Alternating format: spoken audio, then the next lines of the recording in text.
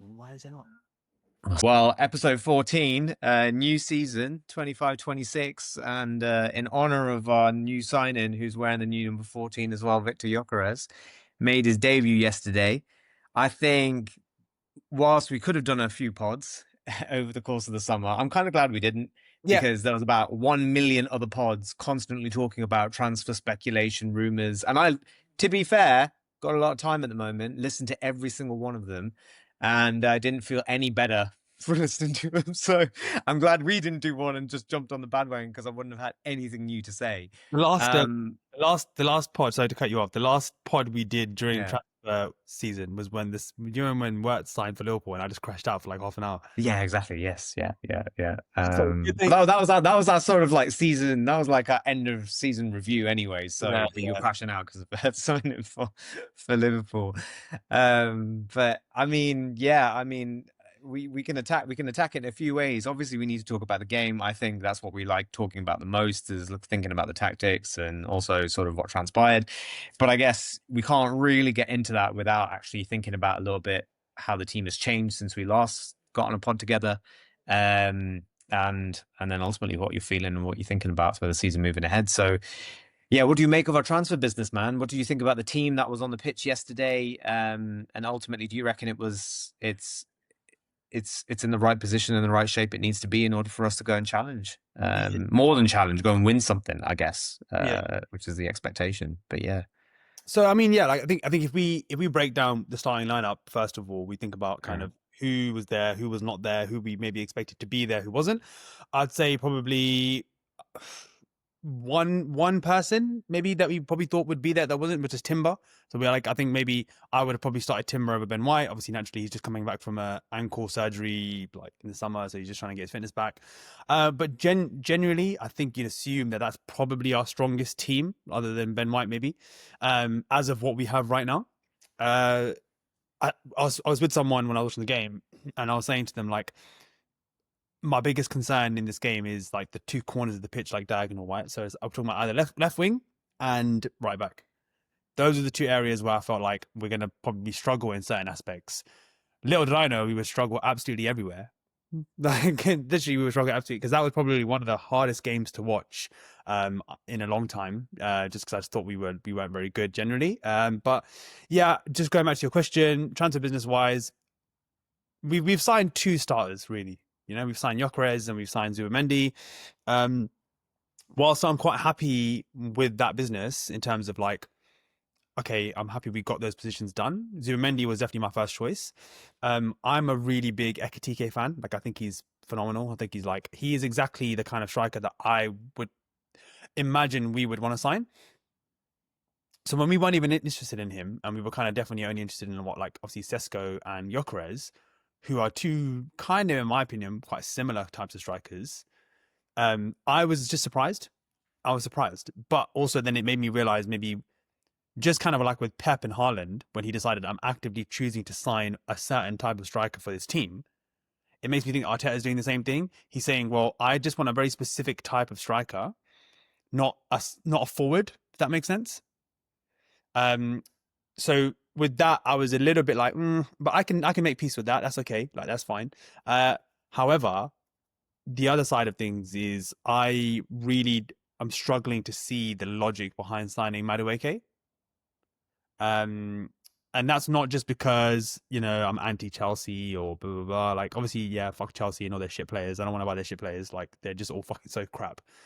So why do we keep giving them money? I'm more so, just when I look at the player and I've watched the player and I've watched him for about a season and a half, you know, and I don't personally, you know me, and like I say this about myself, I don't need loads of time to watch a player and know if they're good enough or think they're a good player. I can see it pretty much straight away if I really think they're good enough. And I don't think he is particularly very good. I don't think he really raises the level in any aspect anywhere across the pitch. Maybe it could have just been a little bit of rustiness. I thought yesterday, and I'm sure we'll discuss this, when he came on, I thought he was terrible. I mean, everyone was terrible, don't get me wrong, but I thought he was particularly terrible defensively. You know, I think defensively he was particularly terrible, and that was an irritation for me because Martinelli, whilst we say things about Martinelli and we wish he could do more, defensively he is never ever a problem. he holds it down all the time.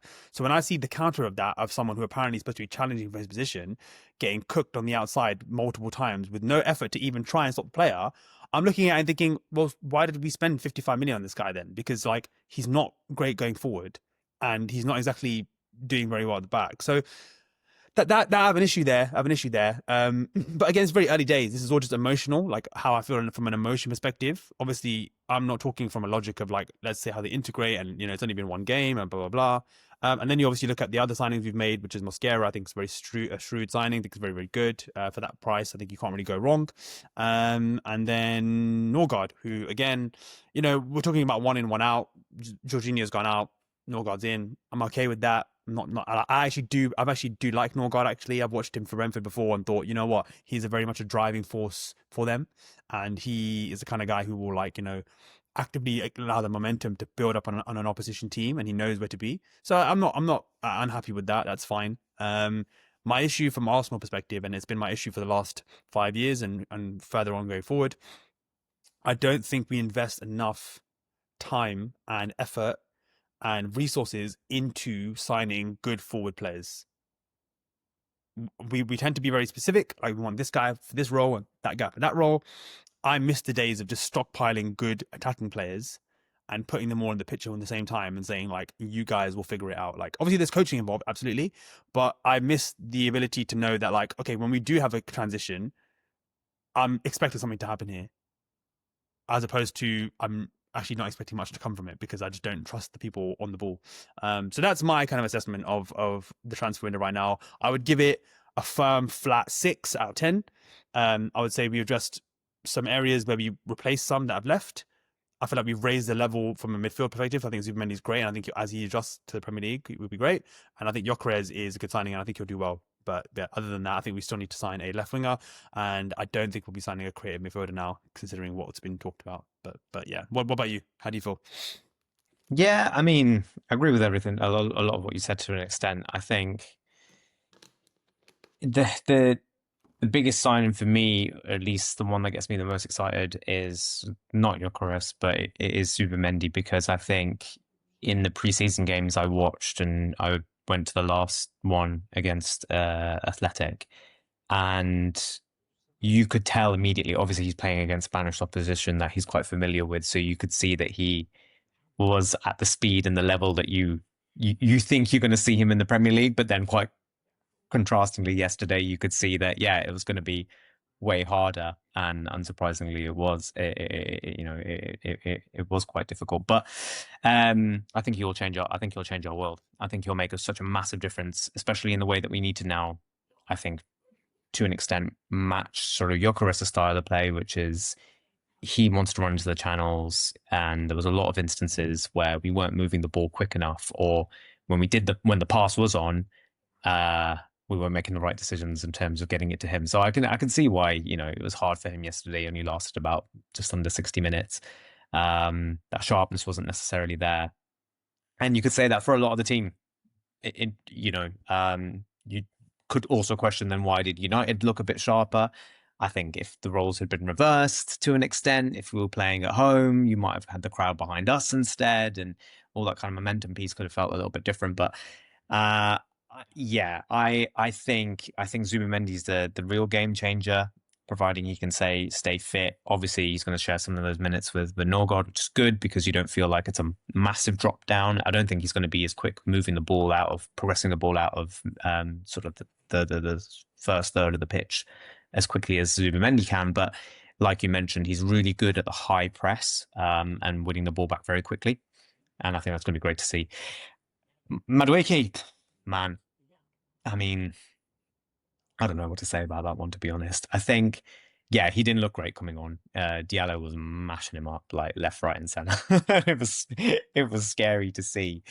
I hope, and I don't know whether that's true or not, when neither of us are elite level football managers, that Arteta's seen something that we haven't quite seen. I think I can kind of understand what he might be trying to do with a left-footed player on the left. Maybe trying to get the ball more into the box in order to and get more to the byline a bit often. Just to to create those cutbacks, create those opportunities to get the ball in, and suit someone like Gyökeres's sort of 6-yard kind of predatory approach that he has to play in. Time will tell. It's just, I think the biggest thing, Chelsea aside, which I can't stress enough, I don't want to give them any more money, but it still felt like even if he wasn't at Chelsea, it's a lot of money. Do you know what I mean? Like it's a crazy amount of money for someone who hasn't had that much output. Like if instead you went for Elanga, you would have been like, okay, fair enough. Yeah, like that guy had a crazy season last season. You are £55 million, and he would be an upgrade on Martinelli, for instance. I know he mainly plays off the right, but I'm sure he could be just as effective off the left if he wanted to be. Yeah. And that's the big thing. That's the big thing. As you say, we've only, let's say, leveled up in a couple of positions. We could have leveled up in 3. We haven't. Will that bite us in the arse later down the line? I hope not. But one thing that made me feel good about yesterday is that the strength of the bench comparatively versus last season. Okay, it's not the biggest step up, but it's still a step up versus looking at Kieran Tierney as being your left wing option coming on against Paris Saint-Germain. But bar's low. I'm taking Tierney over Madueke every day of the week, mate. So I don't know, man. I literally am. I can't believe anyone would even disagree with that. Like Tierney's a much better player than Madueke. He is. He is. I don't know. Maybe we're being harsh, man. You said like strength of the bench, and we brought on Madueke and Havertz as a double substitution. So you know what I'm going to say. Like that is like god awful, mate. Although I think you can see the difference in style of play, and maybe this. There's not too much to talk about in preseason. I think preseason is what it is. But thinking about then how we actually set up in that game. Yeah. For me, beyond the lack of sharpness, and maybe there's 2 things happening for me in that game. One is, I think that the 3-3-2, kind of 3-2-3-1, whatever he's kind of playing, right? Amarin, yeah. I mean, like essentially it's a 5-3-2, isn't it? But I know what you're saying. Essentially a 5-3-2, but it depends. If you have Diallo and someone else, then it's a bit different. Versus if you have Dorgu and Diallo, exactly. And I don't think we've ever played very well against those sort of systems. I think sometimes we struggle a little bit. And the big thing that I noticed in yesterday's game, and I don't know if you noticed the same, the pitch seemed massive. It always is. Old Trafford is huge. Old Trafford is huge. Huge pitch. But in of itself, a good team should be when you're controlling a game, the pitch seems small, right? And when you're not, when it feels like a basketball game, which it did, the pitch seemed really stretched out. And in fact, they weren't interested in keeping the ball in midfield at all. No, so it felt like Rice was non-existent. It felt like a headless chicken running around. Zubimendi was like almost too deep. So just quickly on that Rice point before you go on. So just a little say something about that. So Rice won 0 deals yesterday, by the way, just 0. So not surprised. He wasn't even engaging in them. But carry on. Yeah, he couldn't, right? Because actually, if you think about it, in a lot of instances, the ball wasn't really in midfield. They weren't interested in having it there. They wanted to keep Casemiro as far away as possible from any action. Yeah. And Fernandes, what he would do is he would like quickly break it out. And then the key thing, either their defenders or Fernandes would do, just ping it across to the wing backs or to Cunha or Mbeumo, who are doubling up on both of our fullbacks as well. So there's loads of space in behind Calafiori. Ben White obviously can't get back at the speed that you need him to get back because he's not as good a defender as Timber. And so it never felt secure. And then in fact, you saw then Gabriel and Saliba having to get wider and wider. And what that did was that they kind of pondered on the ball a bit too long. Saliba did it a few times. Then he made some ropey passes, kind of gave it back to Raya. Raya's then like unsure what to do, spends too long, and then we kept getting ourselves into really dodgy positions. So the opportunity to get a foot on the ball and do what we're usually good at, it wasn't there. I think the system was different. And on top of it, I'm not even sure how interested we were in doing it because we kept on trying to do this transition thing. Yeah. And it felt like we didn't know we don't know how to do it. And it felt like that. You could see it. So it's funny you mentioned that. I want to make a point on that. So I agree with everything you said. And I'm just going to dial it back to why it was happening because in my opinion, it happens from their goal kick, right? So you have the 3 centre backs who sit there and then you got the 2 full backs who go wide, right? The keeper's playing it out and we've always tended to be a team who tries to press high, and we want to aggressively press, and we want to do that, right? So we're pressing five players with Gyökeres, Odegaard, Martinelli, and Saka. So it's 5-on-4 all the time. Every single time, it's 5-on-4 in the press, right? So as we go to constantly keep pressing, it's very easy for them to just get out. So the reason why it tends to be a game where the midfield is not being played at all is because midfield is like you can have Zidane, Modric, Xavi, and Iniesta, and put all four of them in midfield at the same time. But if you leave some huge gap between where they are and then the forwards, they're not going to be able to do anything. They can't close that gap. They can't play football in that way. They get the ball. They're going to be getting dragged left, right, and center, and they're going to have to be putting out fires everywhere, basically, and just trying to basically get over to a side just to kind of be there. But by the time they get there, you can't tackle because the player already knows you're coming and they just play it away somewhere else. But all you're doing is just like, okay, cool. If I get here quick enough, at least they'll kind of block this side off a little bit. But then we've got to run over that side. We've got to run over that side. And I think that's the issue for me was that we very clearly identified early that like, okay, we want to press them. But when it wasn't working, because if you notice, second half, it didn't happen as much. But the first half, it happened a lot, right? And for me as a player, it's annoying to me that they can't address that very early and understand that, okay, why are we trying to press these guys high up the pitch when they're always going to have a man free? They're always going to have a man free. And it's not Hoyland and Xerxes and I don't know who other crap player they had last season. Trash FC. It's not, you know, that's it. whatever. Yeah. It's not those guys who they're playing the ball into feet anymore, right? Or in behind, where Gabriel, Saliba, Timber, White, this is going to eat them up. It's Cunha, Mbeumo, Fernandez, guys who are good, use their body well, know how to spin you, know how to move you. So they're confident in taking the ball. They're like, it's fine. I don't mind if Gab's on my back because I train against him at Brazil. I don't mind if Saliba's on my back, you know, because I'm used to playing against him. Or Calafiori, for example, when he's trying to go in the transition because we're moving, but we're then failing in the transition, it's leaving gaps. You know what? As much as people were talking about United, like, oh, they were so good, I thought they were shit, man. I thought they were shit in it. As in, my frustration is that in spite of that, I knew that I knew their shit, and then on top of it, they actually a good team would destroy us that game. Yeah, but other than our amazing defending, but you know what I mean. A good team would have scored a couple of those chances at the very least, you know. No, of course. But things I don't think. But then you're saying that. What chances did they have? They didn't have any chances really. Like, okay, they had that one chance from Cunha where he kind of like makes Raya get down to a save. Dorgan hit the post. Yeah, but okay, the reason why I don't even rate a chance like that, right, is because it hits the outside of the post, right? It's always going away from goal. It's never going in. That chance is never, okay, it's a great shot from the edge of the box. Raya's got the goal covered. If it goes past Raya, it's going wide. It hits the post and it goes away. So that chance, as much as people want to say he hit the post, you have to understand like what scenario have you hit the post in? You've taken a pop shot from 20 yards at an angle where the ball's always curling away from goal. So I don't respect that chance as much as like a cut inside, in-foot curler, it's hit the inside of the post and or the keeper's nicked it onto the post. You know what I mean? Or you've missed the keeper. No, I see what you mean. I think I respect the chance as much as some people are like, oh, he hit the post. Yeah, great. But what scenario did he hit the post in? He took the shot because he was scared about the defender coming across from him and closing him off. So the only chance he had was, let me just crack this. Of course, on another day, it might go in. But if that's on target, in my opinion, Raya's saving it. So I don't respect it as much as maybe like, for example, like the Saka chance at the end of the game where De Ligt. Oh yeah, no. If if De Ligt doesn't get that chance, like make that block, it's a goal. And they didn't have like, they had a few chances where all they would do, which is what the typical United thing they do, is they just fucking flood players into the box, right? Bro, give me 1 second. I just got a call. Let me just pause it for 1 second. I'll cut this bit out. Let me just mute myself.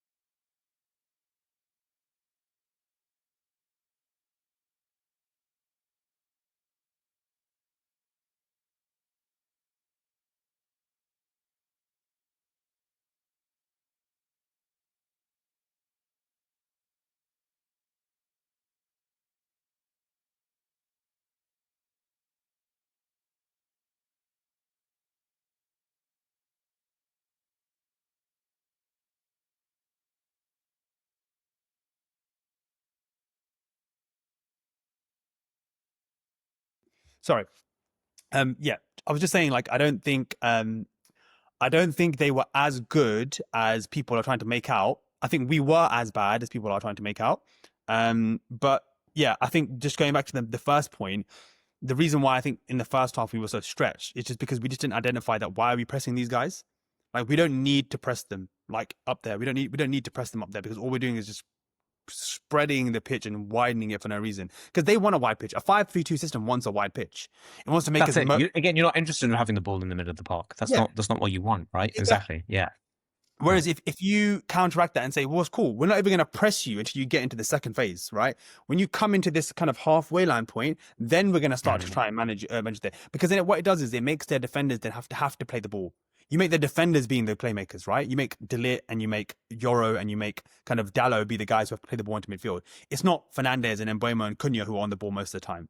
Problem is when you're allowing them to so easily get out of the press and then just go straight to their forwards, then the majority of the time they have the ball with their best players and away from our best players. So what they've done is they were really good because they basically said, we're going to make sure that your best players are nowhere near the ball and our best players are near the ball. So Rice and Zubimendi basically just were just running around. We're non-existent. Yeah, exactly. Yeah, I mean, they're just running around trying to close up space that's constantly open, which they fucking did a great job with, by the way. Like, and even Odegaard, by the way, Odegaard was the best player on the pitch from an off the ball perspective. Yes. Yeah. He was fantastic. He was just everywhere, and it's a great thing about him.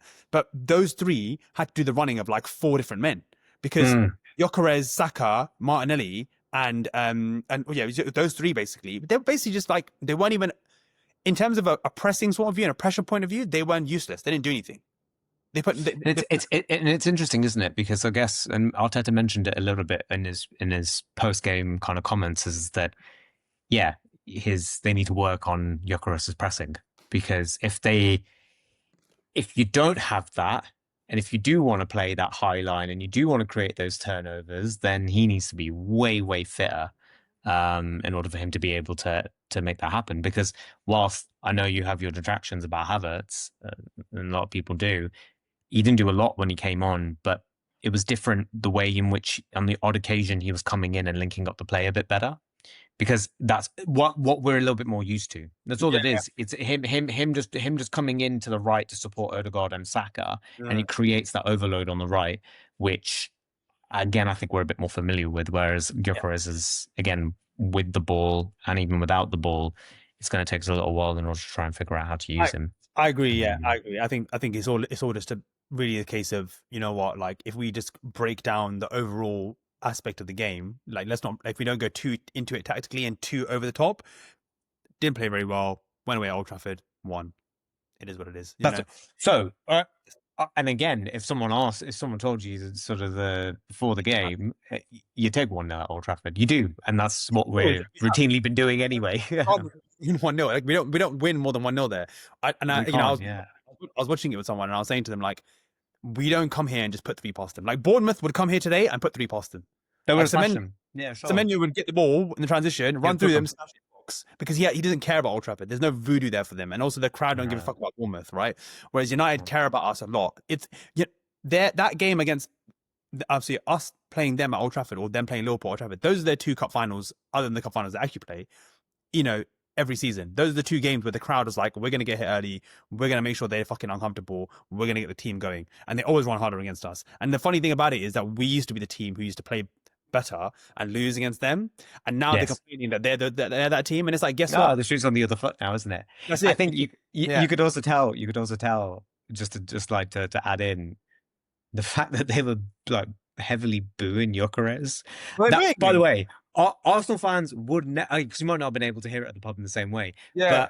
But Arsenal fans, and we're not going to say shit about Šeško. Like, we don't care. Like, whatever. Like, you can sign whoever you want. I'm never going to be butthurt about whoever you sign. Like, it's fine. But the fact that they needed to take it upon themselves to give him grief. He's like, it's like a pantomime thing. It's like a pantomime thing, isn't it? Like, it's just funny. Yeah, like I don't know what because he said no to you. Well, yeah, I mean, okay, I can kind of get it, but it just feels a bit small club mentality-ish, just get over it. You should be happier with what you've got. Yeah, I think you're completely right. I think you can't overanalyze it. I think there's definitely a lot of work to do. Yeah, but right? Like I think we have these we've had these same reservations about our team for a very long time now. So like the thing that upsets me from if we just move back to the first question you asked me is like, how do you feel about the transfer window? How do you feel about this? Right? Ultimately, we can sign a lot of players. We can sign different players. We can sign all these different players, right? But the way we play football is something that I don't like personally. I don't enjoy it. I don't enjoy watching us play.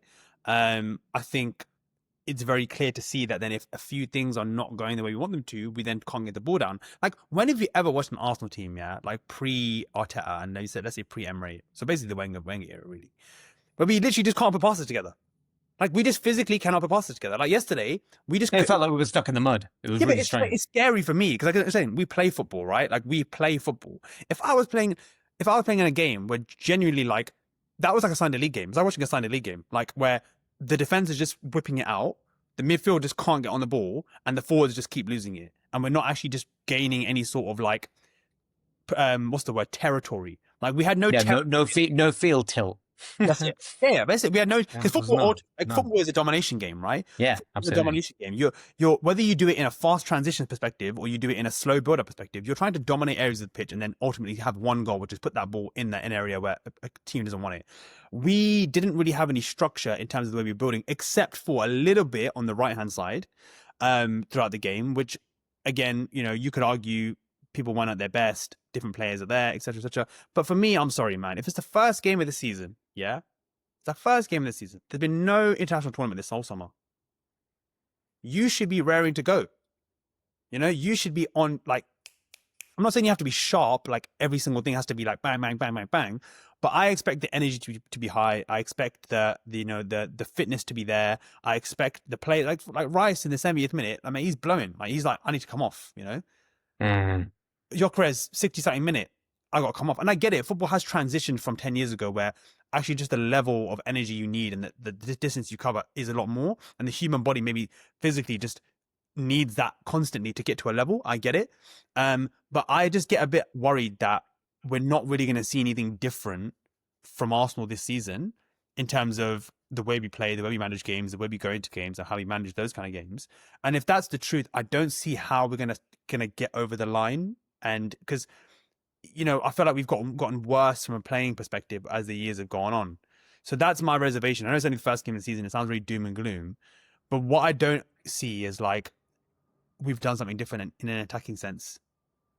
Oh, okay, we're doing something a bit different here. Like there was a clip of it was us playing against West Ham in 2022-23, and Tierney was on the pitch, Xhaka was there, and Martinelli was there in the same area. And Martinelli was picking up such inside positions, playing with Xhaka, lovely, bang, we scored a very nice goal, we moved across. We never, ever see Martinelli in that area anymore. We never see him there, right? Probably we're going to see that more with Calafiori being on the left and being on the wide and stuff. But I've got reservations about how we're going to look in the next few games.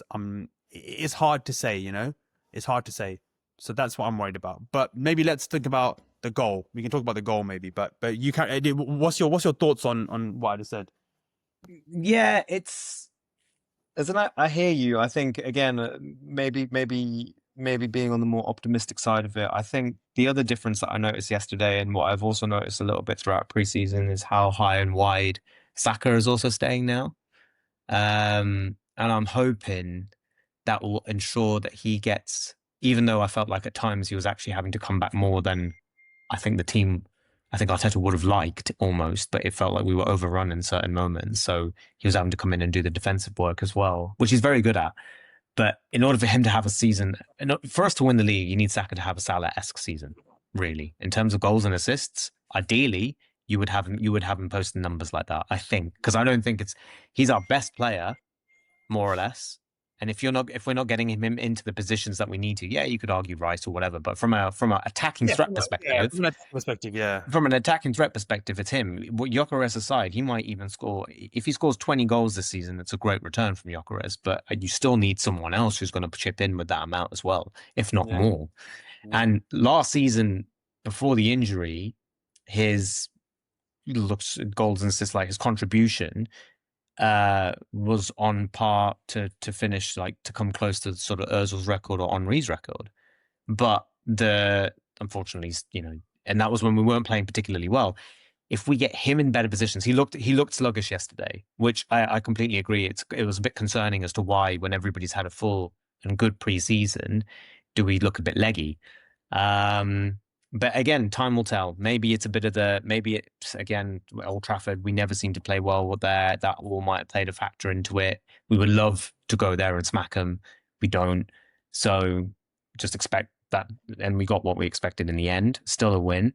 And now let's see what we do against Leeds. But unsurprisingly, and I think you wanted to let's talk about this now. What did work and what continues to work is set piece of C, LA. And I mean, there's a lot of debate, I guess, about whether or not, United's goalkeeper was fouled or wasn't fouled. Foul. Yeah, I mean, Roy, one of the very rare occasions I agree with Roy Keane. He is absolutely right. It's not a foul. Like he's not even nudging him. And then someone else, I think it was Danny Murphy, who said it on Match of the Day. He goes, debate as much as you want, but why is Mason Mount the guy who's supposed to be in there wrestling with Saliba? Do you know what I mean? Like, what's De Ligt doing on the back post, marking, like, watching no one? Exactly.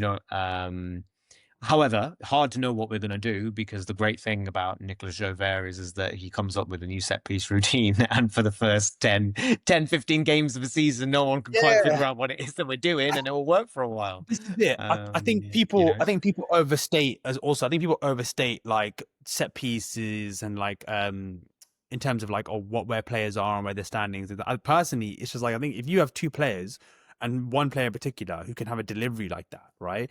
Like Rice is putting that flatly onto the 6-yard box, right? Like then what you do is then you make a kind of like, so like a normal corner. Let's take a normal corner, right? A normal corner is like it might be a bit floated, it might be a bit like weighted, and it's kind of clipped or whatever. The chances of you scoring or it going towards a goal is not very high, right? It's easier for you to head it anywhere and it go up or go away. So it's like an 80-20 sort of vibe in my mind. The way Rice puts the ball in, it's like a 50-50, man. Like it can just fucking go anywhere. And it can hit anyone at any point in any way and just go anywhere. And when you start doing that and you start incorporating that chaos into the area, you're always going to find that you score more often than other people, right? So like we scored 32 goals now from set pieces since I think since the start of like 31 since 23-24. It was 31. The stat that they were. It was 30 plus 1, I think. Or was it 30? Was it 31? It was 31, and then that was the one we scored. You know what? We're squibbling here. It's a good 10 more than the next 12 more than the next best team, which is Liverpool. And Liverpool, right? And I just think, we know we're good at set pieces. There's not much we need to say about that. We know we're good at set pieces. We scored a set piece. Yeah. It's great. It's a nice cheap one, nice cheap early one to settle the nerves. Because I was watching with someone, and I was saying to them, like, United started very well. And in games like this, basically, like you need a sucker punch sometimes. Yeah. You have to. It used to happen to us all the time, right? All the time. That was all the time. Like against Chelsea, against United, we would be a million times better. Arsenal started way out the blocks here. The part, we got our passing rhythm is down. We've created some half chances. You got to do something with that dominance, and then what would always happen? Some go off, Vidic's arse or something stupid or whatever. Yeah, exactly. Or someone takes a speculative from 25 yards out, and that's it. We're a goal down. The annoying thing, I use that to like the thing that upsets me is that when you get a cheap goal like that, especially like for us at Old Trafford, you can't then use that to basically be like, sick, great. Now let's play, and now let's get them 3, 4, 5. We slapped them once, slap them again, and slap them again, and slap them again. But yeah. And like. Now let's like if we talk about kind of like I think the main issue for us like this game, what are your thoughts on us in transition? Not very good at it. Is my main thought. But so there's a couple of really like key instances I noticed is that. When I say notice, there's also a lot of analysis that I've also watched as well, but you could see it also happening right in front of you on the pitch. A couple of breaks where Odegaard particularly was carrying the ball, and he had 2 choices to make. Either he continues to carry the ball, or you release it early. And okay, if you're gonna carry the ball, then you have to hope that you'll wingers, and I think this is what Saka and Martinelli did quite poorly, was they remained very static running in the straight line. So Odegaard at that point, having committed with running with the ball, is like, okay, you boys are not giving me anything. You're not moving in. You're not trying to do the out. You're not doing the out to in, or neither. Or you're not even trying to then go further away to drag a defender to a different position. So what ends up happening is he gets crowded out. He loses the ball. Transition's gone. The second situation, and I think, is that there was another instance where Martinelli, for instance, had managed to do the out to in. He's got the ball. He's actually created a bit of overload on the right hand side. And this is where I think a lot of our game also fell apart a bit yesterday, was that the quality of our passing was not there. And so as a result of that, he then does spoons the ball all the way out, trying to find Odegaard. And you're like, well, if you're going to play transition football, you have to be so precise and so certain that you're going to make those passes, because you don't get a chance then. You're not going to get another chance. The ball's lost. Yeah. And then in fact, to your point earlier, all your players are out of position, and then they can almost counter transition you, is it? And that's what kept on happening to us over and over again. So I think there's a lot of work needs to be done in terms of understanding, especially from a winger-led perspective. And I hope this works out in Martinelli's favor, because he is someone who should be able to benefit from running off the shoulder of someone. And the way we played football in the last season and a half has left him very isolated, because we kept on doing this sort of intricate small passing, trying to find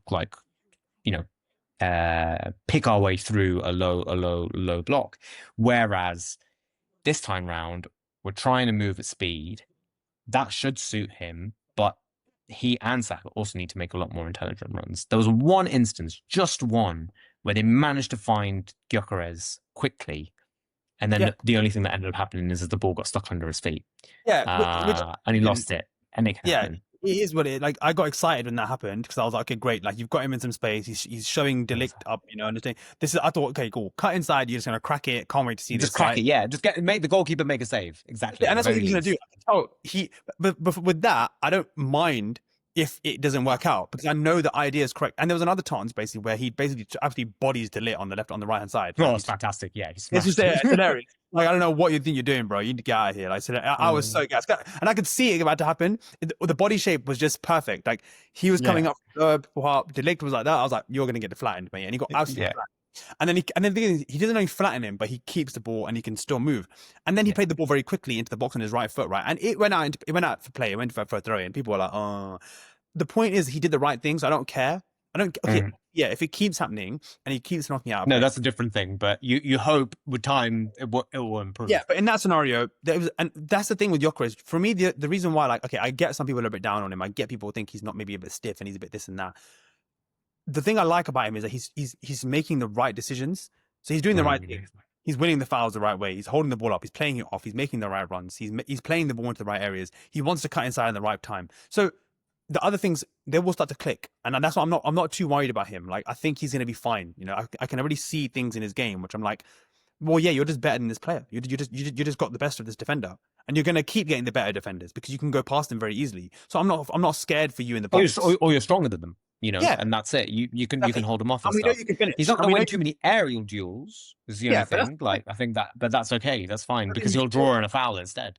But then you also scheme and you understand how to fix that. So, like, that's the coach's job to say, okay, fine. When we play with Gyökeres, if you have got a couple of big defenders there and he's not going to win loads of aerial duels, well, then that's fine. Maybe then we'll let them have the first header, but then we need to make sure we get the second. And you need to win the second ball. And and that was the thing that I was complaining to Viola about. She wasn't listening at that point. I think she decided to take a nap because she wasn't enjoying watching it. So fair enough.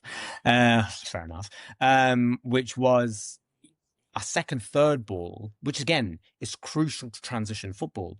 You have to be way sharper, way faster, and you're picking up that loose ball, which is where you're wondering, where's Rice, where's Zubimendi? They should be cracking in, making sure that they're picking up the loose balls, and we weren't.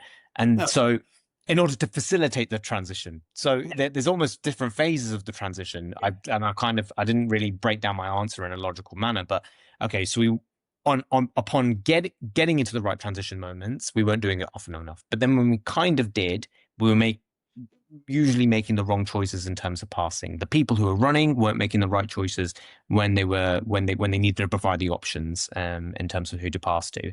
And then lastly, when we did finally get into a couple of good positions from the transition, unfortunately the final execution wasn't good enough. Yeah. One thing I was surprised to hear was that Gary Neville actually saying something that, you know, might have sounded like a bit of an excuse for an Arsenal player, but I actually kind of weirdly agreed with him, was that when Gyökeres did get the ball stuck between his feet, he was like, actually, when a pitch is really dry, sometimes it doesn't roll with you in the way that you want it. The ball doesn't roll with you in the way you want it to roll. Yeah. And I was like, oh my God, he's actually saying like a thing. like a good thing. Like, it's not someone, no one's gonna like trash Gyökeres for being like, oh bro, you can't run the ball.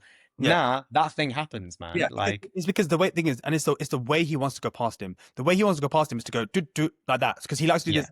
Where it's like whether it's like the ball's got it's like you got Velcro on your foot, right? It's you wanna drag it out and in whilst you're still running, because you need to go past him and you want to hit it.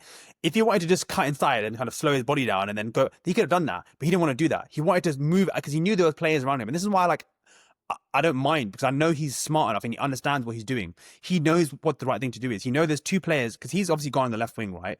And he's dragged those players across. They're like, fuck, we've got our centre back here, 1v1 against someone who's clearly very good in transition. So then they've got the defenders kind of like sprinting back, right?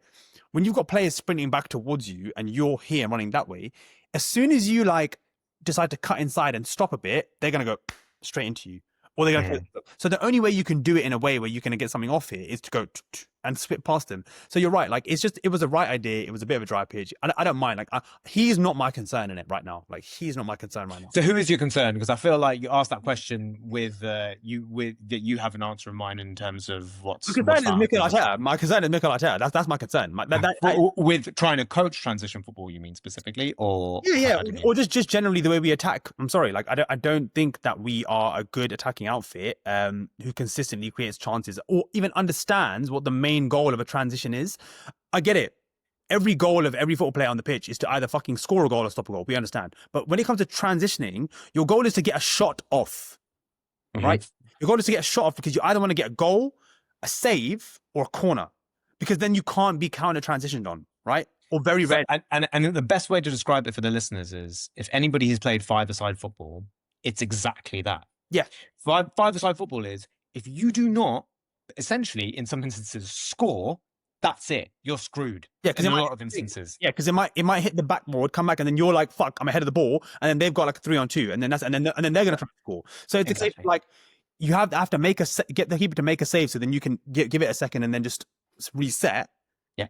Or it needs to go off the pitch or something like that. So the point is, like, I don't think our players even understand what their primary goal of a transition is. Because the thing with the transition is, like, only the best players, and we're talking like the Ozils, the Fabregases, the Iniestas, the Messis, right? Those guys, and the Neymars, for example, those guys in high level transition football, they will do the whole thing in their mind of percentages of, okay, this is a better pass than that pass, and this is a more guaranteed goal, because and they can think about that within milliseconds. Whereas, sorry, to the common layperson, right, and the common footballer, you need to just be thinking about just getting it there, because it might not be the best chance, but you need any sort of chance to do any sort of action to either get the ball in the box, cross the ball, or shoot. The issue with Odegaard is he thinks, and I'm sorry, he thinks he's better than he is as an attacking midfielder. For me, Odegaard is not an attacking midfielder. He's not a 10. For me, Odegaard is more of a Modric than he is an Ozil. In my opinion, Odegaard would be a lot better a bit further back in our team. However, the main reason why he doesn't do that, in my opinion, is because Arteta needs him so valuably in the press. So he wants him higher up the pitch to press.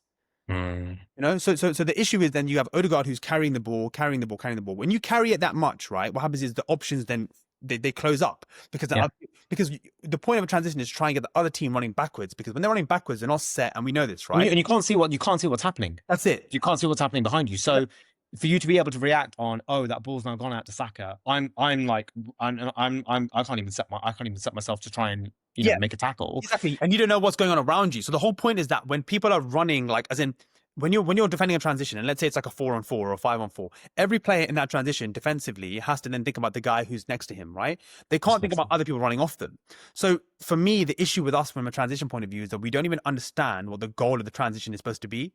Mhm. We're not used to having transitions, apparently, right? Because apparently no one apparently gives us space. It's bullshit. We just don't like to make decisions quickly. Yes. Well, and that was a lot of our problem as to why we drew 14 games last season, is because in those moments where we needed to make quick decisions, we weren't doing it. And then inevitably Yeah. you run out of time to be able to affect the game. So we had 7 transitions in that game, right? 7. Let me ask you a question. Of those 7 transitions, yeah, I think we know we got off no shots in those transitions, none, 0. No shots, yeah, which yeah, is hilarious. 0. Yeah. Put Liverpool in that scenario. Ask me how many shots they get off in that scenario. At least 5. At least, if not At 7. least 5. If not 7. 7. Like, Salah's just saying, you know what, fuck it. There's no better options here. I'm just popping off. And it's the way he shoots as well. Like, he doesn't care. It does not matter to him if it's like with his toes, off his studs, off his knee.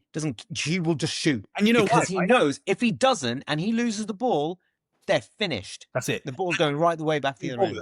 That's what happened. They were finished, right? Precisely. Yeah. But they know, but the way they play is like, it's fine. I know that if we have 10 or 15 transitions in this game, we're going to get 13 or 14 shots off, and we're probably going to score at least 2 or 3 goals. So we're fine. Exactly. But with us, the issue is, right, we take too long. And another reason why Salah is great at doing it is because he knows even if he shoots and he toe pokes it, but if the keeper rebounds it and saves it, it's going to fall to someone else. Or to him again. Yeah. Which is also he's so good at recycling the ball. That's it. And we're also making sure that that team still has to be in that defensive mindset. They still have to worry about the rebound or the cross or the clearance. Precisely. Yeah. It's not over yet. That's it. Not, oh shit, they've tackled us. Now we're fucked. We've got 5 players ahead of the ball. Calafiori's gone on fucking walkabouts because he thought he was in a box crash. And now Mbomo's just sitting there chilling. Because then all that fucking player who's won the ball needs to do, bang, switch it. Thank you very much. And then we're in an issue. So the problem is, I know we don't want to get into basketball games. Do you know a way not to get into a fucking basketball game? Is just be better on the ball. Yes. It's not to just completely avoid transitions. You know what I mean? It's to basically say, actually, when we do transition, we're just going to be better on the ball and make better decisions. Can you believe 7 fucking transitions yesterday? With no one shot. It's embarrassing, bro. These are high level professional footballers. And when they watch that tape back, if they think that that's acceptable, then you need to fucking sack all of them in it, because that is pathetic. If I was playing on that pitch right then and that kept happening and Odegaard kept losing the ball, mate, I would have grabbed him up and be like, "Are you okay? Like, stop. Like, just don't even be in this space if you're gonna keep fucking doing that, innit? Just get out. Like, let me have it." So one change I did want, and I actually I was thinking, I thought about it, even changing it at half time. I don't know if Waneri's ready, but I feel like he's more of a truer 10 than what Odegaard is. Yeah. Okay, he might not have been able to do the high level defensive work that Odegaard needs, but I don't also want my 8/10 doing purely defensive work, and that's their best attribute. Do you know what I mean? That and if it feels counterintuitive to what a 10 should be. So I was thinking, well, surely you might want someone who can pop off a shot then, who can make someone do something. And Waneri, what I did notice in preseason with the way Waneri was playing a bit more was that he was actually a lot more central, if not occasionally drifting out to the left. Yeah. Creating a different problem, creating a different scenario, which Odegaard is so rooted to that sort of section of the pitch that, unfortunately, as you say, it doesn't enable any of his, let's say, better qualities, but also at the same time, you're not getting the best out of what you want your number 10 to be doing, which is making the right choices, making the right passes. And one of the reasons why maybe I don't even know Ranieri was on the bench. I'm assuming he was, but one of the reasons why I feel like he didn't come on particularly is because last season when we started at Old Trafford, he was kind of drifting in centrally or passing it centrally and losing it quite a lot.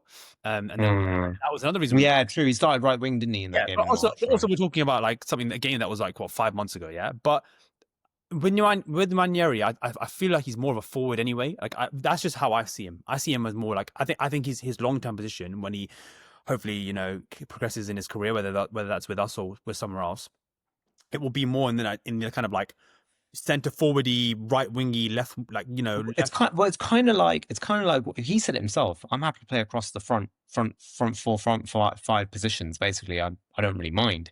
Which he's therefore has a bit more of a similar sort of style to a Cunha, as a great ball carrier.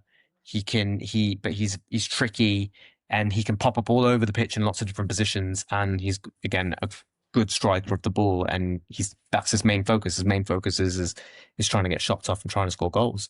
So it'd be good. It'd be good to see him in a little bit more of those situations and more of those positions. And I think he might even help that kind of transition play, because that's also how United are playing in a way, aren't they? Well, I was going to say, question for you. So we came up against two players, which I'd say one we were a bit more strongly linked to, which is Cunha, and someone like less linked to, which is Mbemo. I think he decided he wanted to start at Man United, which is absolutely fine. I think he's a great player, to be honest. I think they're both very good players. Comparatively to now, obviously the players that we signed, which is like Gyökeres and Madueke, essentially, because that is what it is. What's your thoughts? How did you think they were? Would you have preferred those guys? Good question. As I would have preferred Mbeumo to Madueke a million times over. Yeah, that's not even there's no debate on that one. Cunha, I thought Cunha was good. And I've always rated. No, I don't think Cunha's great. I just think maybe because I think Gyökeres could be someone who, in theory, his ceiling should be to score way more goals than Cunha can score, because his primary thought is to score goals, nothing more. Whereas I think Cunha, Cunha would be a similar signing to like a Jesus in some respects. Do you know what I mean? I feel like we've kind of done that already. So I wouldn't necessarily trade him up, although I think in that United system, he's perfect and exactly what they've been looking for, is someone who is strong and can carry the ball and get into make the opposition defenders think more than what their other players were doing last season. Whereas,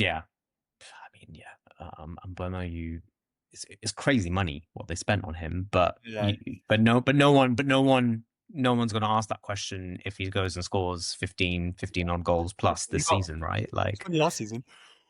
Yeah, exactly. No, he was plus 20. He was plus 20, wasn't it? Or was he 19 goals? I think he got 20 prem goals. Yeah, 20 or 19, something like this. Yeah, exactly. But needless to say, it's an insane return for a team like Brentford. You know what I mean? And it's not as if you're getting crazy service from elite, creative midfielders or whatever. Yeah, I mean, Damsgaard is a good player, man. I like Damsgaard. Damsgaard is a good player. Yes, I do agree. Yeah, he's very good. Player. He's a good player. He's a good player. Quick thoughts on the two kings, Gabriel and Saliba. Struggled in the first half, and I felt like I was a bit worried because, like I mentioned a little bit earlier, like they seem really stretched. Partly, as we both sort of spoken about, it wasn't their fault necessarily. It's because of the way our midfield was getting pulled in left, right, and centre. But the way that they settled then in the second half, and they love it. They love being that siege mentality is insane. And I think the difference also with our defense is, had we had Kivior at the back in that game, we're drawing or losing that game somehow. Yeah, I think so. Gabriel, as much as I like Kivior, as much as I was so impressed with him, sort of the back end of last season and what he did, he's a real leader at that and at the back, man. Like you know what I mean? If you're just looking at the guy next to you and he's just going to war and he's carrying every single person with him, I think that was elite defending at the end. He is like, I mean, we're so blessed, man. We're so blessed to have those two guys as our centre backs, because like they are. I would not trade either of them for anybody in the world. No one. Like, no one in the league. Like, just no chance. Because like they're just so good, man. Like there's not really much to say about them other than, you know what, we need them to be at the highest level and fit. If they can both stay fit. So the upsetting thing is that the one season they both stayed fit, we basically almost won the league, right? It was like 1 point. 1 point. But either side of those seasons, where obviously Saliba was out from March and then Gabriel was out. Yeah. Obviously, I know the last seasons we didn't really have we never really got going, but. Obviously, there were large parts of where, like, if we're playing PSG with Gabriel, we're winning. I think we do. I think we win. We win. For sure, we win. No, but I think from a set piece perspective, there's a lot of things to think about. So it's just a case of let's just try and keep those guys fit. And it's different, right? It's a mentality thing when it comes to if you're a defender and you're looking at if you're an attacker, if you're a Dembele and you're looking at Kivior, you're like, yeah, I can have him. If you look at Gabriel, though, it's a completely different story. You're like, you just take a step back immediately. You're like, oh, it's a bit long. And it'll make you think differently. And as much as I hate Gen Z language, but aura is there. There is when it comes to your centre halves, that is a thing. And also someone else who has that when it comes to from a defending perspective is Timber. I think he's so good, Boss. so good, Boss. so good. Down, man, on that side. He came on, locked it down. Yeah, he does, and he always does. My guy. He always does, man. He is an exceptional footballer as well. So What yeah, I felt for a little bit for for Lewis Skelly I was going to ask you because this actually just now. What are your thoughts about him, man? let me ask you then. Let me ask you. What do you think about Lewis Skelly? Like, how did you feel about that? I think I forget sometimes that he's an 18-year-old. Yeah, it's ridiculous. Yeah. And when you're so good so quickly, people expect you to be Timber level very quickly, and it's just normal to understand that he's going to still be transitioning and improving and getting better. One thing I think that he does just way too much, and I think we've seen it from the back end of last season now, I just think he holds onto the ball too long, whether or not that's going back towards his own goal, which he tends to kind of like then fall and like fucking just be a bit clumsy, or he's looking for a foul, isn't he? That's kind of a little bit, yeah, but you know, sort of sticks his arse out trying to get like, you know, I feel like by he's a also foul. not. I feel like he also isn't as in control of his whole body all the time, and I feel like that's a very dangerous game to be playing in your own box. Sorry, Winnie's just chewing her toy. It's funny. Basically, like I feel like it's he just needs to be very careful with how aggressively he does things in certain areas, because referees are already understanding that he likes to use his body, he likes to show his strength, right? He likes to do it. When you do it in the box, you're likely to give penalties away. So, case in point, Everton last season. When you do it on the halfway line, you're likely to get sent off, as we saw Kudus last season. And you know, when you're doing it on the ball in the corner, like we did yesterday, you're likely to get exposed to transition football there. You know, because people are trusting you as a last man there because they think you're technically good. You have to understand what that means. That means that actually you don't need to always play the Hollywood pass or do the most kind of progressive thing all the time. You know, sometimes it's actually just okay to go back to the goalkeeper and reset, because people are going to get a lot more annoyed with you the more you do it. Like, so, but he's young. And then people stop trusting you, right? And that's then the downward spiral has happened to Zinchenko, didn't it? He just kept on trying to be too Hollywood, and in the end that meant that people didn't want to give him the ball, and it's one mistake leads to another, and it turns into a vicious cycle. Well, as from Lewis Skelly's perspective, Gabriel Heinze, which I never thought would be joining our coaching staff, because I kind of hated him. I just don't remember why I hated him, but I just remember. Well, that was when we like peak hated United anyway, but. And he was a nasty player, man. Oh, yeah. He's Argentinian, man. Like, what do you expect? He was kicking the shit out of everyone, or then he would get fouled and he'd rolling around going crazy, whatever. Like the hardest defenders to play against, man. They're just the worst. Literally, man. So maybe, and he's been working very closely with Lewis Skelly. Yeah. So I'm hoping that he might start learning a little bit more of that craft, and I think that's kind of what you're alluding to an extent, is how does he learn the craft of defending really versus. You know what Timber has in abundance, right? Yeah. Because he's not a defender. Right? He's not a defender. He's learning that role. He's still learning to be a left back.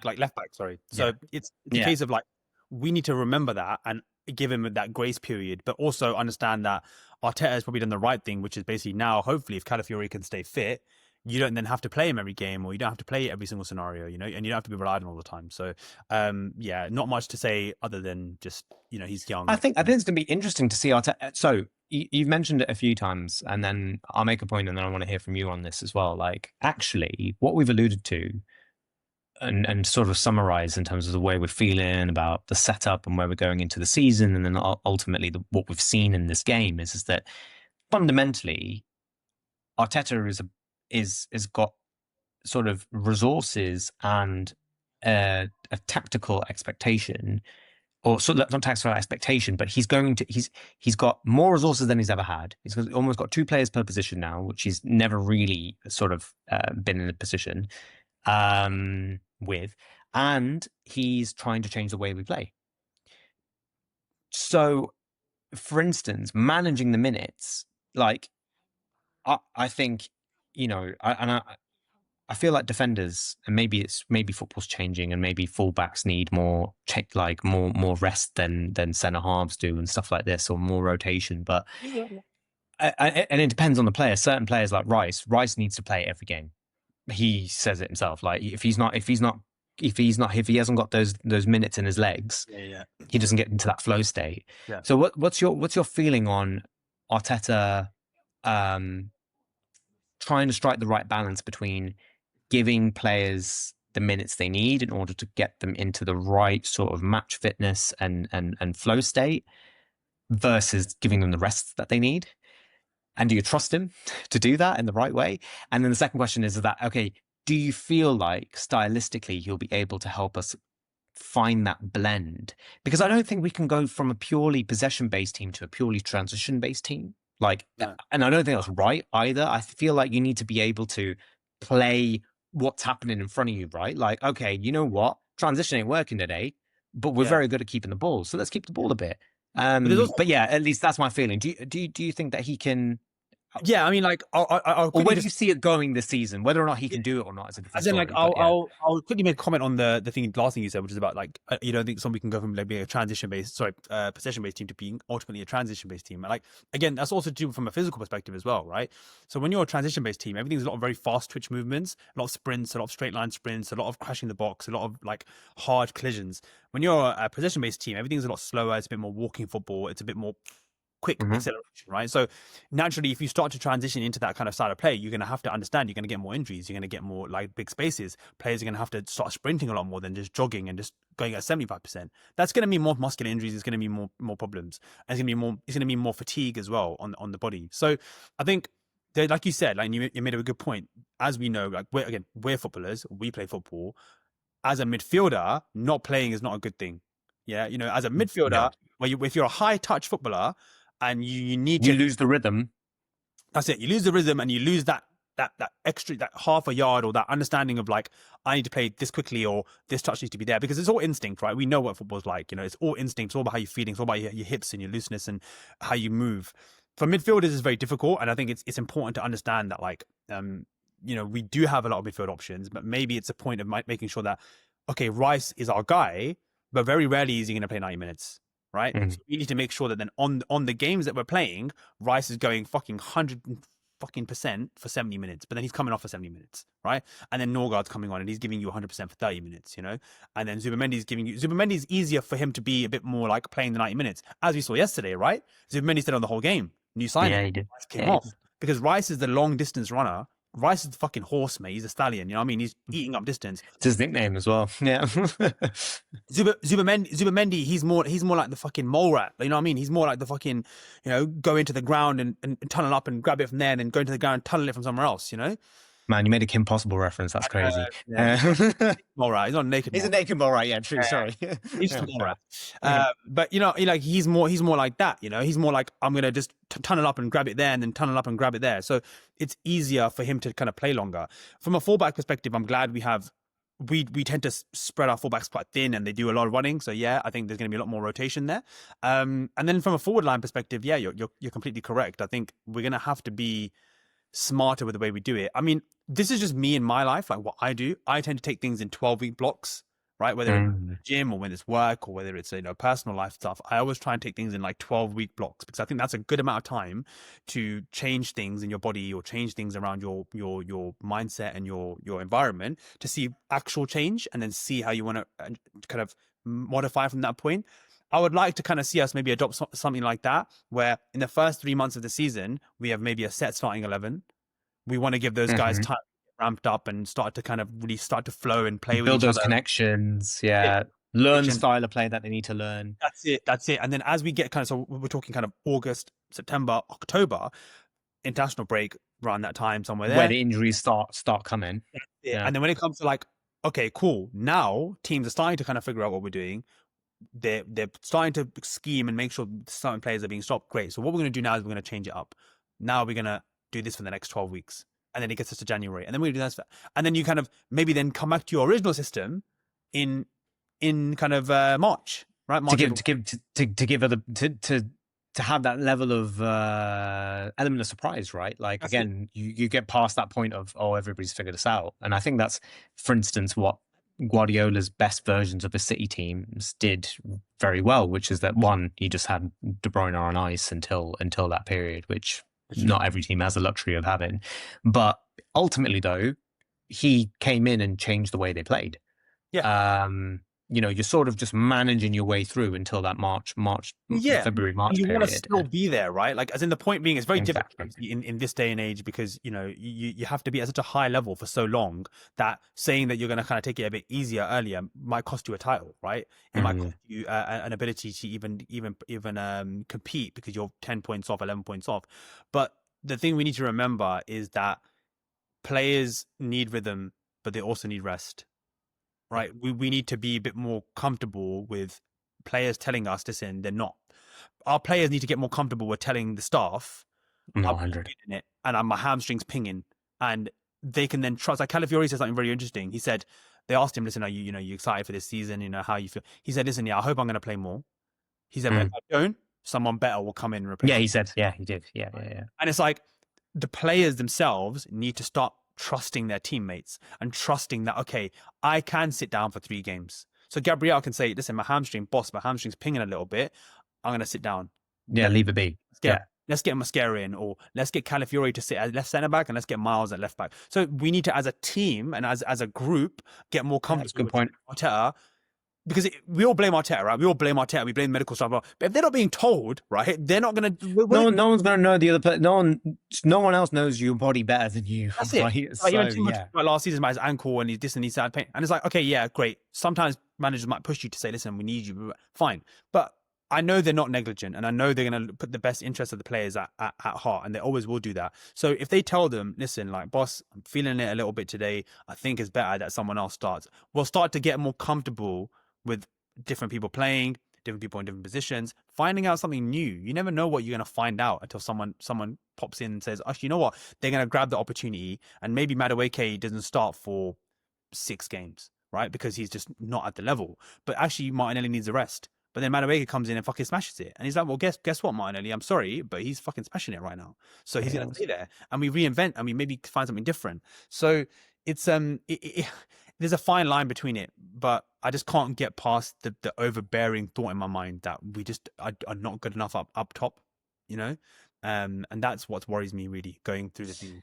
yeah, and it's a funny one, right? I think we're rounding it up pretty well, at least sort of the feelings for the game, and moving ahead for this, looking at what we need to do for the season moving ahead. 5 games, But we scored 91 goals, man, like 2 seasons ago. oh, yeah.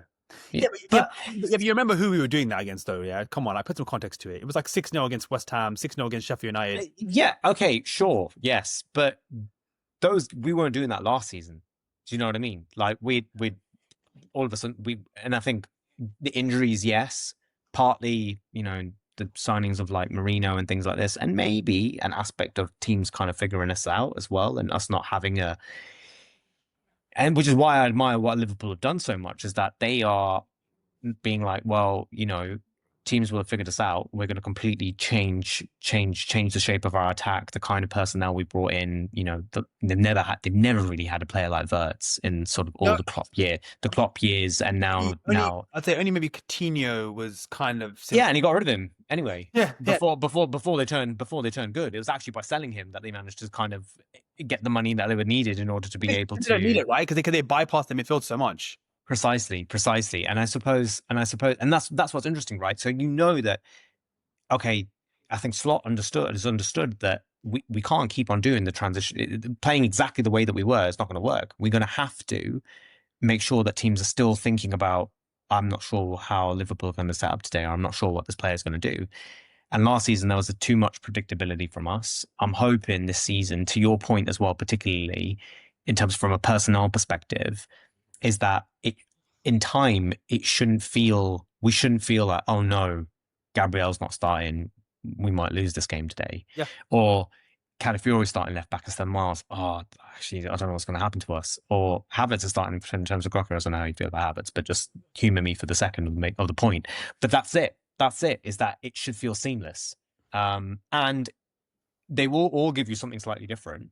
And that's perfect. That's the best position to be in, is that once everybody's got into that rhythm and that flow state, is that you can, with ease, interchange players and it will just make those slight tactical tweaks Yeah. in order for you to have the best chance of winning the game. And I think that's where Arteta wants to get to. Whether or not he can, and he can construct the team and also reconstruct, let's say, the way in which we attack and the way we play, remains to be seen. I think only time will tell. Yeah. Let's get more games in the tank, and we can start obviously analyzing it a bit with a bit more objectivity and a bit more data at our hands, I guess. I think what we're doing is because we've not really been able to do anything else, we're just analyzing right now with the lens of last season. That's it. Yes. Yeah. That's it. That's going to mean that off the back of a bad season, you're going to have more negative connotations associated with the way you're playing, and more reservations, worries, really, rather than optimism. Especially when the first game was the game that we watched, right? Was Old Trafford away, first game of the season. Like, I mean, fucking pick a harder game to play than that. It's like only man, the supercomputer's done something dirty to us. Yeah, I mean, like, we got Anfield away in 2 games. Well, and then we got St James's Park 2 games after that. So it's like, you can't pick and in the top 5, 6. So exactly. And then wrap it up, because I think obviously we were just over the hour now, about an hour and 15 coming up to. Nice. It's your quick predictions for Leeds. What do you think starting lineup would be? I don't think it'll be too different. I think you'll more or less try and keep it the same for the reasons actually that you sort of suggested. Maybe because we expect to go and attack them, and I'm not too sure about Daniel Farke in the Premier League. Although that Leeds team did amazing. They did amazing stuff in the Championship. We'll see them tonight. We'll see what they're on. We'll see what they do tonight. Exactly. So hard to call. They made a few signings. I think he might end up starting. He might end up starting Madueke, maybe, because I think he's going to try and go for it and be a bit more attacking. You would expect that at home. I'd be so pissed about Martinelli though.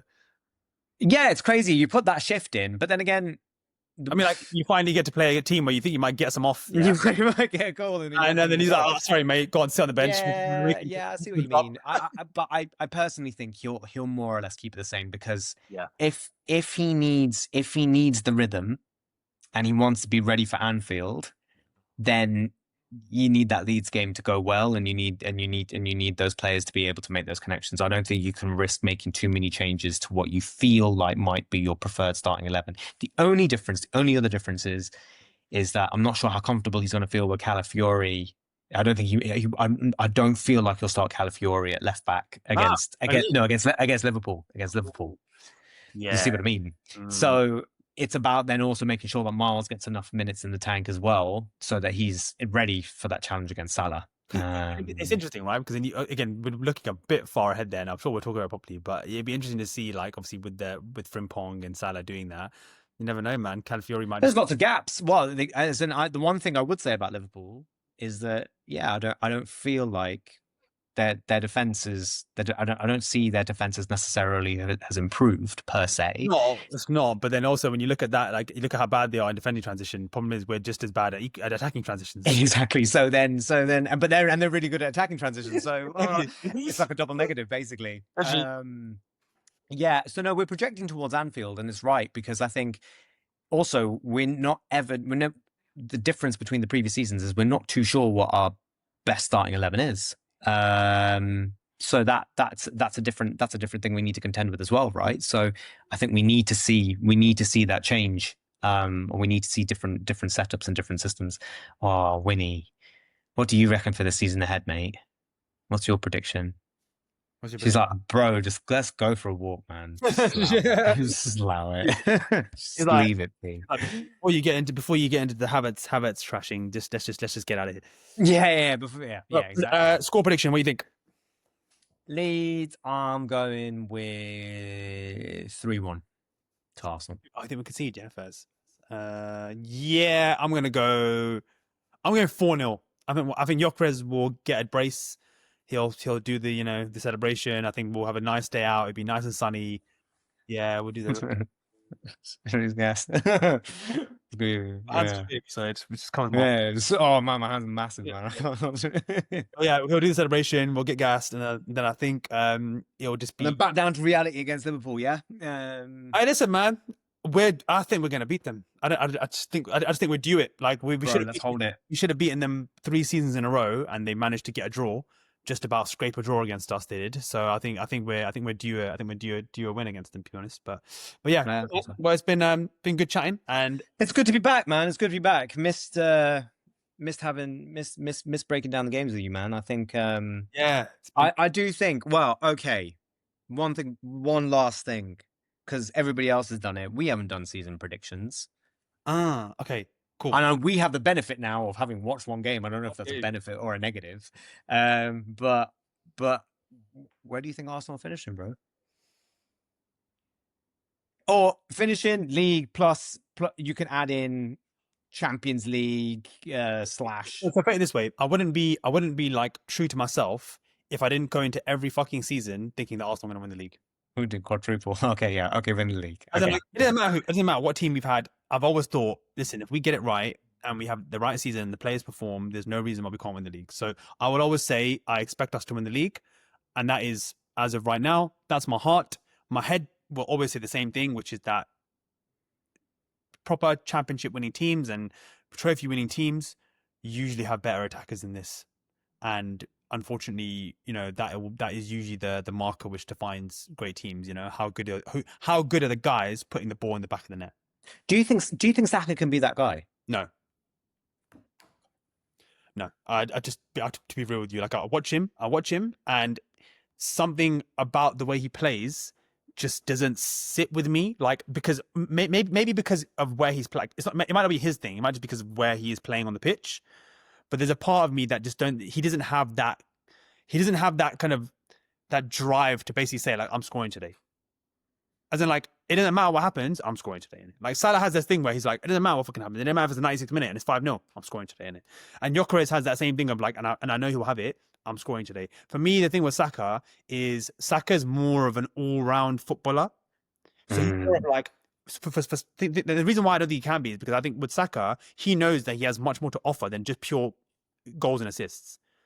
Right? It's his decision making. It's all-round praise, all-round contribution to the team. All-round contribution is so high that I see him more, and people are going to laugh at me. I see him more like a David Silva. That's the way I see him. Whereas he's not an Aguero. He's not a Robin. He's not a Neymar. He's not a Salah. He's not an Eden Hazard. Like, he's not. I mean, Hazard's a bit of a poor one actually, but he's not like he's not just focused on one thing and one thing only, which is like efficiency. Because he knows he has more to offer, because he needs to have more to offer. Do you understand what I'm saying? Because no one else can do maybe what he does on that wing and create the chances that he creates. So I don't think he can be that player, because I think that if he was to just focus purely on being that player, we would probably lose a lot more from what we think, because we don't facilitate him in the right way. Personally, I don't think Odegaard does enough to facilitate him in the right areas. I don't think that we put enough scope on him only being in an attacking way, whereas Liverpool, with Salah, for example, Arne Slot will basically say, listen, I just need you lot in those positions. Everyone else, your job is get the ball to them in that position. Whereas I think we play a lot more of a fluid, kind of all-round system that doesn't really allow one person, other than maybe the striker, and even then probably not, to be like the main. Not in previous seasons, but this is a transition that we need to make, right? Like that for me, yeah, that's your point, is that you don't think we're going to be able to do it, but really you want Gyökeres to be that guy, and you want Saka to be playing high and wide and trying to be a Salah, because from a creative outlet perspective, he can get goals and he can get assists. Okay, yeah. So you're saying Arsenal win the league? I think Arsenal win the league, because I have to say it. And I might change my mind as the games go on. Ask me again in 3 games' time, I might give you a different answer. But as of right now, Arsenal are going to win the league. Champions League? What about it? Well, we're going all the way, or what do you think? What do you think? No. You don't win the Champions League with fours like ours in it. Sorry, man. You don't win the Champions League. I think semi-final exit again. So you're saying win the league, semi-final exit, and either of the cups? I think we'll win the Carling Cup. And I think we'll go out in the 3rd round there for Cup again. Oh God, we're going to be there, aren't we? Playing just playing god awful football. Cold January night, watching us. So my perspective is, I have to believe we're going to win the league. And also, look, there's different things that you can point to. Liverpool are trying to change something. It might not work perfectly if Van Dijk or Konate get injured, even if they sign Gay, or Van Dijk's not quite at the level he needs to be. I think that's a massive thing for them. It makes such a huge difference when he's playing 35 games in a season at a high level. Eventually, he's going to catch up. I just can't believe he's going to be perfect for so long. Same principle with Salah as well, to be fair, but they defy time. It makes no sense. City, again, you can't read too much into them from one Wolves away game. Although Reinders looks like a serious player, I think he's a really good signing. But again, good. Yeah, exactly. And I think Haaland. Haaland's still Haaland. Turkey's good, as you say. Yeah, exactly. And he's also trying to change a little bit the way that they play. But again, I think defensively they might have some issues. And maybe like, so quick point on that. I think I was just I wasn't really like present with the games this weekend. I was just busy doing stuff, so I didn't really get to see, like, I watched some highlights, but I didn't get to like sit down and actively tactically analyze what was going on. I think that John Stones and Diaz started centre back for them. Yeah, exactly. If those two stay fit, they'll be fine. But get injured, and then they have to start playing people like what's his name, Kusanov, or like Paul centre back, and then maybe like Nurias. Then when it starts to get like that, then I think they're going to be a bit more easier. And John Stone's proven it time and again. Even Diaz, to an extent, they can't stay fit. They still have a Kanji as well, chilling. But I think I think he got injured. But yeah, you're right. Like, okay, yes, yeah. I think the defense itself, like if you have those guys there, I think they'll be fine. I think they'll do really well. And yeah, people are sleeping on them, man. I think you're right. I think they'll be up there. No, I think they're going to be a better version of what they were last season for sure. It's just a question of, do I think we can be better than them, or do I think that we can still go away and get 6 points or at least 4 points from them this season? Yes, I do think that. I trust us again in those big games now. But so yeah, I think we're going to win the league. I think maybe as a result of that, we might only get quarterfinals of the Champions League, is my feeling. And then maybe semifinals of the FA Cup. And we'll have a deep run. That'll kind of the FA Cup, yeah. Nah, it'll do us in. It'll kill us. It'll kill us. That's the reason why, right? We've got a better squad. We've got a deeper squad. My hope is that actually all these negative things that we've been saying, they're poo-pooed, and Madueke turns into the best winger in the league, and we all have to eat shitloads of humble pie, man. I'm confident that that's not going to happen. That I can laugh. Like, I'm just so, like, it's crazy. Like, if you're watching this, it's so peak, man. It's so sad. Use me as an excuse to fucking kill it, so you can just clip it and take the piss out of me, because I just have no faith in you, bro. Sorry. Like, I'm sorry. Like, I just don't think that you're going to be the level that you need to be to play at Arsenal. Sorry. Yeah, maybe. I'm just too optimistic, man. I just don't want to be so negative straight away. No, I get it. People misunderstand. I want everyone to be amazing. Everyone to be sick. I know. I get it. Like, I would cry tears of joy if you guys were all fucking amazing, and I'd eat the most humble pie. I'd be sitting there like a fucking American and like on those competitions, and I'd all you can eat kind of the biggest humble pie. Literally of all time, Guinness fucking like Book of World Records. Humble pie consumed. Humble pie eaten by any man regarding football. Like, I'll be that guy because I just want us to win stuff. But unfortunately, time and time again, I'm just proven right. I'm proven right by the players that you sign. You know, good players go to other teams and perform well. We sit there and sign unorthodox, weird, abstract Picasso fucking players, and we're there like, oh, they're kind of like, just a quick last point, right? It's so funny. Every single fucking forward we sign, the first thing people talk about is their defensive contribution. What the fuck is that about? Yeah, no, it's only us as well. It's only us. It's only us. Yeah, Gyökeres is pressing. Oh yeah, Martinelli's going on the way back. Oh, Madueke, like, he's getting beat on the outside. Oh, Odegaard's. By the way, we spoke about all those things. You know what I mean? I'm saying, it's what I'm saying, but like, we don't talk about he's on the ball. We don't talk about his crossing. We don't talk about his shooting. Why are we so obsessed with the defensive contributions of our forwards? And you know what? And maybe that's just because now, again, it's like in the Wenger years, we were too obsessed about the fact that we, have the style of our play and how many goals we would score and that kind of thing. And we've kind of gone full reverse with Arteta in a way. And he's given a structure. But I feel, and this is kind of, it's a lingering feeling from last season, is that let's say overstructuring is not a word, or hyperstructure that we have, is that we don't have any of that creative fluidity. Like we've almost become too structured. So whilst the defensive contribution for the forwards are fantastic, and it means that we're very difficult to beat or break down, but as a result of that, to your point regarding Saka, the other contributions that you're alluding to is his some of them, or some of the key aspects of it, is his defensive ones. Yeah, he's insane at covering, like supporting the right back. that's great. That's great. But I mean, I don't think we ever talk about that with Salah. No, we don't, because no one wants him to No do one that. cares, bro. No one cares, bro. Because yeah, exactly. They can concede twice, but they'll score 4 goals. And I'd much rather be a team like that. I'm sorry, than a team. Yeah, for sure. Yeah. You know, and I get it. No one likes to concede goals and all this and blah blah blah. But I watch football to watch goals go in the back of the net.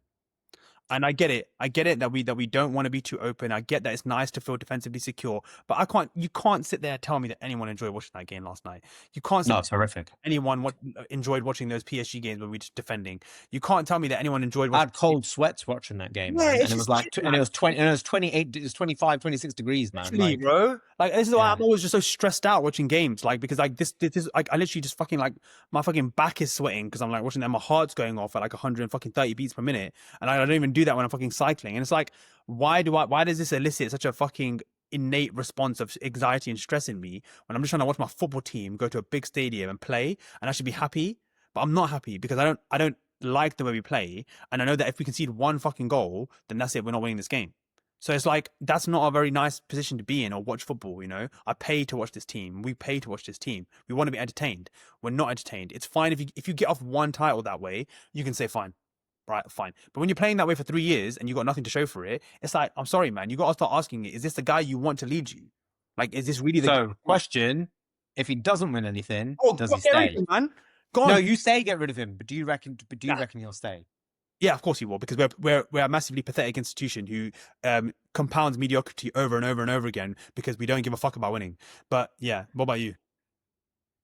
As in, yeah, I think he should have some fucking pride and walk, bro. I think he should have some pride and fucking just piss off because he should realize he can't get it done. That's what he should be. That's what he should do, but he won't.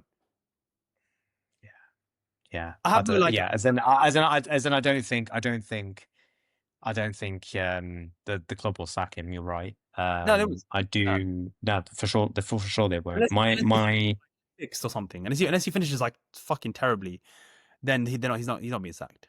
Yeah, if he gets second again, he's not getting sacked. Oh God, I'd rather fucking finish sixth. I don't need to sing that song. And I mean, like, I just don't. Yeah. Do we need to win something? I've listened to every single other podcast under the sun, and people are like, "Oh, Arsenal fans are overreacting. You know, from where they were to where they are now, they should be happy with that." And I'm like, well, you say that, but we pay the most expensive season tickets in the world. In the world, bro. Really? So, and that's okay, only 60,000 of us, or whatever, 45, 50,000 of us, etc. But needless to say, on top of, yeah, that's a fair enough reason for 50,000 people who are paying the most expensive tickets in the world to watch their team to not aspire to be the best that they can be. Yeah, well, I'd be like, why are you like this? Is killer, man. Yeah, then why are we in this? Yeah, what are we doing, man? What are we doing? Like, I mean, why are you signing players then? Stop signing players then. Just stop signing new people then. If you don't want to win trophies and that's not the goal of what you're trying to do, then why just fucking liquidate the club and let us all just go to fucking do other things with our lives, innit? Like, because you know what I mean, I don't want to keep committing then 10 plus months of my life on a daily basis to this club if the main goal when you walk in that fucking training ground isn't we want to be the best team in the world and win every single trophy. Like, that should be your goal. It shouldn't be our goal we might get. No, I want to win every fucking trophy that's possible to win every season, right? That's our goal. And that should be every single team's goal in the Premier League. Some people are like, oh yeah, but what about Leicester? It doesn't matter. Those players, when you step on that pitch, you should just say to ourselves, listen, our goal is to win every single game we play. If you win it can't be anything else, really. But this is the thing. Like, even if I was chatting with my mate Shreyas, and we're talking about, you know, the Sunday 5-a-side game that we were playing, man. And I said to him, I was like, you know what? I felt a bit bad, man, because I was really getting like aggro with a couple of other guys. And I've only just started playing with them. And I was like, oh man, sometimes I need to calm it down. And he's like, bro, nah, you don't. And I was like, what do you mean? He's like, if you don't go there to play to win, then what's the point? Yeah. And I was like, that's what I've said to myself my whole life. Yeah, you know what? I ain't gonna stop. I ain't gonna stop cussing people out if they're not carrying their weight. You know. Yeah. It's an effort thing, That's right? it. It's an effort thing. That's Like, it. like no one's asking you to be fucking messy, right? And it's the same. And the same thing goes for like just generally the reason why I feel this way about the football club, because every single summer they tell us, oh, it's gonna be an unprecedented summer. It's like, well, no, every fucking summer you leave us short. Every fucking summer you leave. It's short by one, right? It's that's it. So okay, what would make you feel better about the transfer window and then going into the remaining 37 games of the season? Sign Eze and go and sign Rodrigo. Literally, just go sign the two. Both. Go and get both. Of course, you have to Would sign you be both. happy if we just got one?